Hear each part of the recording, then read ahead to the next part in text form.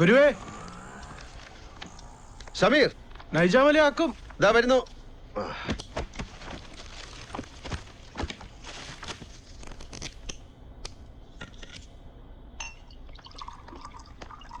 ഈടാ, നീ ഏതോ ഹോസ്പിറ്റൽ അത്യാസന്ന ഫോമിൽ കിടക്കുകയാണെന്നാണല്ലോ കേട്ടത്. അവര് വിട്ടതോ നീ ചാടിയതോ? ശരീരത്തില് രക്തത്തിന്റെ അളവ് കൂടുമ്പോ ബോഡി അത് റിജക്ട് ചെയ്യും. അതാണ് ഈ ചോര ഛർദിക്കാന്നൊക്കെ പറഞ്ഞ. ആ അറിവ് കിട്ടിയപ്പോ നിനക്ക് കഴിക്കാൻ പാടുണ്ടോ? ഈ ജന്മത്ത് നമ്മളടിക്കേണ്ട കോട്ട നമ്മൾ തന്നെ അടിച്ചു തീർക്കണ്ട ഗുരുവേ. പാമ്പേടിയായിട്ട് ഞാൻ ചാവൂ. നൈജാമലിയുടെ ജന്മവും രവിയുടെ മരണവും അതാ ഞാൻ. ഒരെണ്ണം എടുക്കട്ടെ? ഇപ്പൊ വേണ്ട, 4 വോട്ട്ക അകത്തുണ്ട്. എന്താടാ? ഏയ് ഒന്നുമില്ല രഘുവേട്ടാ, ഞാൻ ഒരു തീരുമാനം എടുത്തു. കവിത എഴുത്തുന്ന തന്തയില്ലായ്മ ഞാൻ അവസാനിപ്പിച്ചു. ഇനി സിനിമാ പാട്ട് എഴുത്തുന്ന ആഭിചാരം തുടങ്ങാൻ പോകുന്നു. തലയിൽ ഇത്തിരി ആൾതാമസമുള്ള 1-2 സംവിധാനങ്ങൾ ഓഫർ ചെയ്തിട്ടുണ്ട്. നമ്മുടെ ഈ ജില്ലയിൽ നിന്ന് മീരച്ച് ട്യൂൺ ചെയ്ത് അത് അതേപടി ഒരു ഡയറക്ടർ സിനിമയിലേക്ക് എടുത്തു. 10,000 രൂപയും തന്നു. ആലോചിച്ച് നോക്ക് രഘുവേട്ടാ, എടശ്ശേരിക്കും വയലോപ്പള്ളിക്കും ഇവിടെ എന്ത് കിട്ടിയിട്ടുണ്ട്?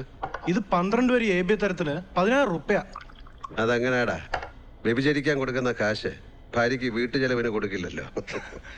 ഇന്ന് രാവിലെ കൂടെ ഒരെണ്ണം പെടച്ചിട്ട് മീരച്ചടെ കൊണ്ട് കൊടുത്തേ ഉള്ളൂ, ഇടി ട്യൂണെന്നും പറഞ്ഞിട്ട്. അവക്ക് അങ്ങനെ തന്നെ വേണം.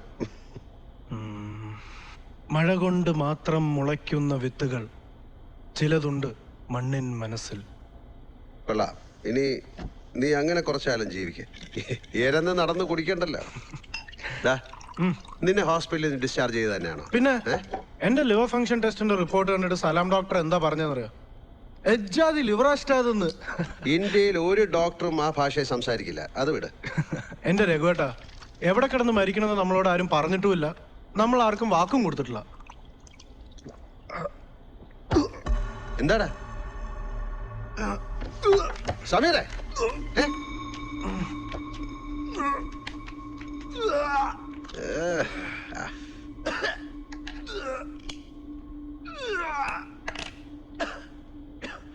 Sameer, are you all right? Sameer, എന്താടാ? ഏയ് ഒന്നുമില്ല, തൊണ്ട പൊട്ടിയന്റെ ഒരു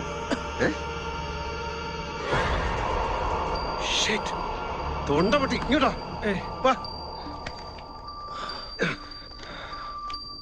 ബ്ലഡിന്റെ അളവ് കൂടുമ്പോ ബോഡി റിജക്ട് ചെയ്യും അല്ലേ? സമീറേ, സമീറേ,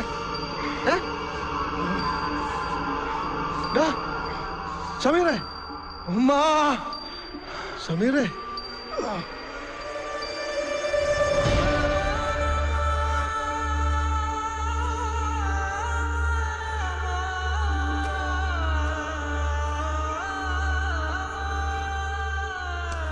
സമീർ അവസാനമായി എഴുതിയ മരണമെത്തുന്ന നേരത്ത് എന്ന കവിത രഘുനന്ദൻ ഏതോ ഭാഷയിലേക്ക് പരിഭാഷപ്പെടുത്തി.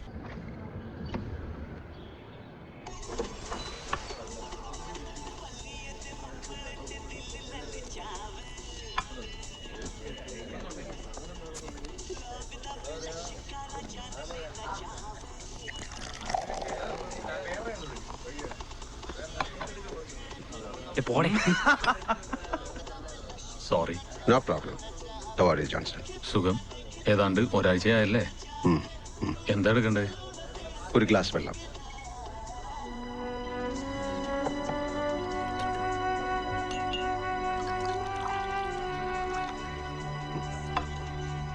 Thank you.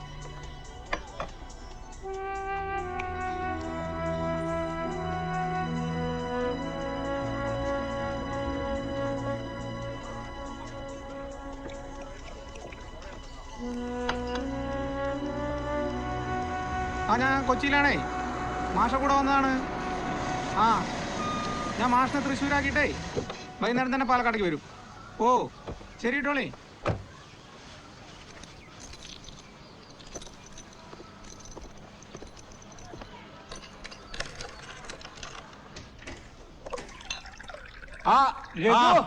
എവിടെ ആയിരുന്നു?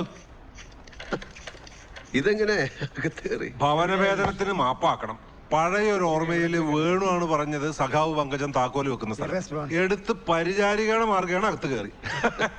അതിനെന്താ മാഷേ, ഇനി താക്കോൽ കിട്ടിയില്ലെങ്കിൽ തന്നെ ചവിട്ടി തുറന്ന് അകത്ത് കയറാമല്ലോ. കേരളത്തിലെ ഒരു ബുദ്ധിജീവി ഒരു വാതിൽ ഇന്നവരെ ചവിട്ടി പൊളിച്ചിട്ടില്ല. എന്താ കാരണം? ആരോഗ്യമില്ല. അതന്നെ. ഞങ്ങൾ സമീറിന്റെ വീട്ടിൽ നിന്ന് വരിക. സഹിക്കാൻ കഴിയുന്നില്ല ഇഷ്ടം. അവന്റെ ഉമ്മയുടെ ഉമ്മമ്മയുടെ ഒക്കെ കരച്ചിലേ. ഇരയെ തിരഞ്ഞെടുക്കുന്ന കാര്യത്തില് മരണത്തിന് പലപ്പോഴും വിചിത്രമായ പ്ലാനാണുള്ളത്. സമീറിന്റെ കാര്യത്തിൽ വിചിത്രമെന്നല്ല, ക്രൂരമെന്നാ പറയേണ്ടത്. എന്തിനായിരുന്ന പാവം ചെറുക്കനെ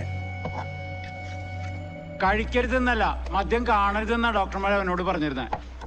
ആശുപത്രിയിൽ നിന്ന് ചാടിയിട്ടില്ല അവൻ രഘുവിന്റെ അടുത്തേക്ക് വന്നത്. അതൊക്കെ ഒരു കാരണം വേണു. കുടിച്ച് ചത്തൂന്ന് നാറികൾ പറഞ്ഞു നടക്കുമല്ലോ, അതാലോചിക്കുമ്പോഴാ. ഭൂമിയിൽ അനുവദിച്ച സമയം അവന്റെ കഴിഞ്ഞു. അതന്നെ മാഷ സ്പിരിച്വൽ ആവില്ലേ, അത് ബോറാവും. രഘുവേ എടുക്കട്ടെ ഒരെണ്ണം. സർക്കാർ മുദ്രയുള്ളതാ, വില കുറവ്, വീര്യം കൂടിയത്. വേണ്ട, നിനക്ക് ബ്രാൻഡഡ് അല്ലേ പറ്റൂ. ഇവിടെ പക്ഷെ ഒഴിഞ്ഞ കുപ്പികളേ ഉള്ളൂ. ഇതെന്താ ഹോബിയോ? പോയ കാലമാണ് രവിയേട്ട. ഓരോ കുപ്പിക്കുള്ളിലും ഒഴിഞ്ഞ കൽപ്പകത്തുണ്ടുകൾ. ഒഴിക്കട്ടെ നക്ഷത്രക്കുട്ട. വേണ്ട തോമാശ, ബ്രാൻഡിന്റെ പ്രശ്നമൊന്നുമല്ല. ഞാൻ കഴിക്കുന്നില്ല. ഛേ, അതെന്ത് വർത്താൻ ഇഷ്ടാ? ഇന്ന് കഴിച്ചില്ല പിന്നെ എന്നടാ കഴിക്കുക? വേണ്ടാന്ന് വെച്ചു, അത്ര തന്നെ. നിർബന്ധിക്കണ്ട, അറിയാലോ എന്നെ. ഇവിടെ നിലത്ത് കിടന്നിട്ടല്ലേ അവൻ. രവിയേട്ടാ, സുഹൃത്തുക്കളെ മരണത്തിന് മാത്രം തമ്മിൽ കാണുന്നവരായിരിക്കുന്നു നമ്മള്. ഇനി ആരുടെ ചാവനാ മാഷേ?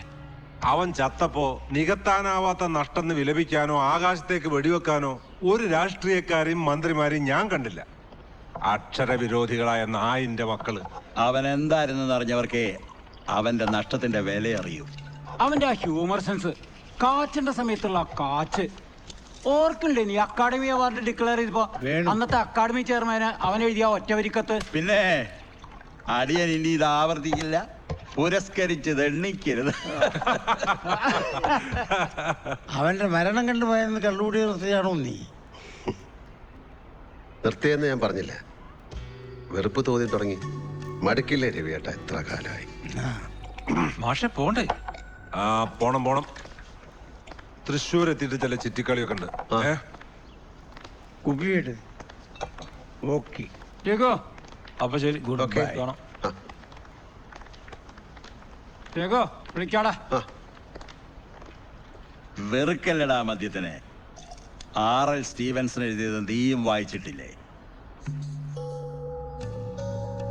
Wine is bottled poetry. മദ്യം കുപ്പിയിൽ നിറച്ച കവിതയാണ്.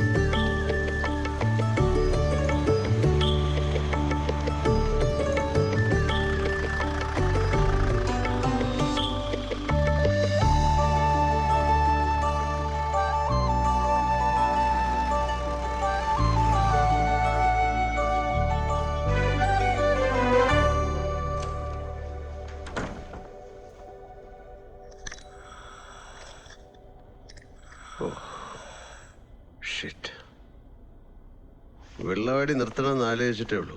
അതിന്റെ പേര് വെള്ളം സപ്ലൈ നിർത്തുക എന്ന് പറഞ്ഞ പ്ലംബർ മണിയൻ.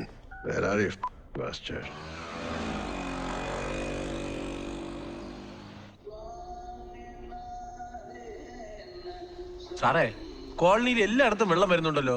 അതൊക്കെ കാണും. നീ ഇവിടുത്തെ കാര്യം നോക്ക്. ബില്ല് കെട്ടാൻ മറന്നോ? ഇനി കട്ടായതാണോ? ബില്ലും പുല്ലും ഒക്കെ കിട്ടിയതാ. ഇയാളൊന്ന് പോയി നോക്ക്. ഓ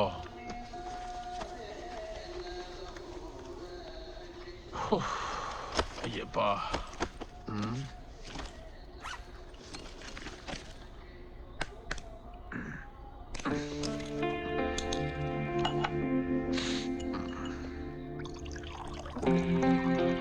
ഒരു ടാപ്പിലും വെള്ളമില്ലേ സാറേ? അതുകൊണ്ടല്ലേ മണിയാ നിന്നെ വിളിപ്പിച്ച്. കുടിവെള്ളവും ഇല്ലേ? ഇല്ല. അങ്ങനെ വരാൻ വഴിയില്ലല്ലോ.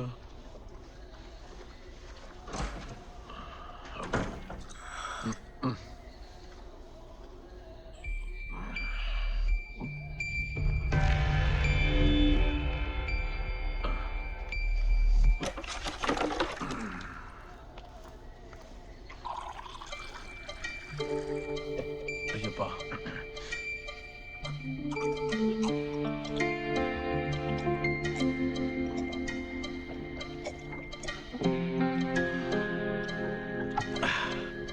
രാവിലെ കലാപരിപാടി തുടങ്ങുന്നതിന് മുമ്പേ ഇതൊരു ചടങ്ങ.